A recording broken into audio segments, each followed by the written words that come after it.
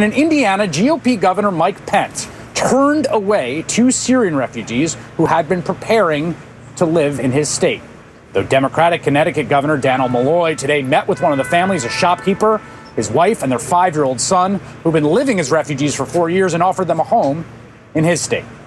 I told them that people in the United States are generous and good people.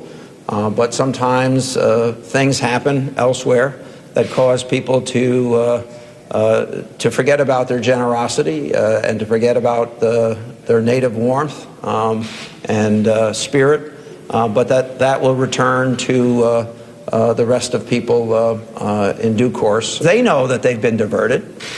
They know that they were unwelcome in another state, and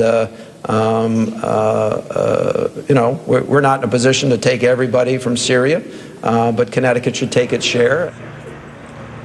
Joining me now, Democratic Representative André Carson of Indiana, one of 2 Muslims serving in the U.S. Congress.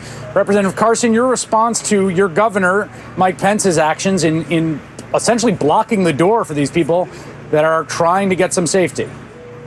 There are serious national security concerns that we have to take into consideration without question. I can tell you, as someone who is a former law enforcement officer who has worked in an intelligence fusion center, keeping our country safe is a tremendous task, not only for law enforcement officers, but for mayors, governors, and certainly the president. What we're seeing now is the Syrian refugee crisis being used as a justification for xenophobia, islamophobia, and all kinds of destructive phobias that you can see. What we have to do is deal with the threat that is at hand. A group claiming to represent Islam is not representing Islam, killing people in the name of religion. We need folks of goodwill, be they Christian, Jewish, Muslim, Sikh, Hindu, non-theist, along with our law enforcement and intelligence communities to pose a global united front to eliminate this terrorist threat. Well, what's your response when you hear a presidential candidate like Donald Trump, who's a front runner in the Republican field, talk that, you know, maybe you might have to close down mosques in the U.S.? Well, maybe, you know, that same kind of conversation, I think, is unacceptable.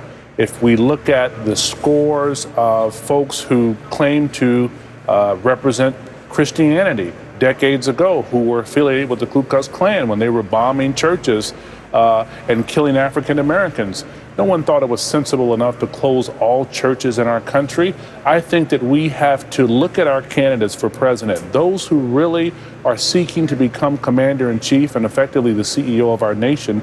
They have to understand that this is a shared enterprise. And a part of that shared enterprise means that we have to recognize the over 8 million Muslims who are a part of the fabric of our society, who have been here since the inception of our great nation, where you have Muslim judges. My father-in-law happens to be the first Muslim judge in the country. You have police officers, you have lawyers, you have engineers, you have Muslims in our intelligence communities who are fighting to keep our country safe each and every day. And any person who claims that they want to represent our country should really consider what is at stake.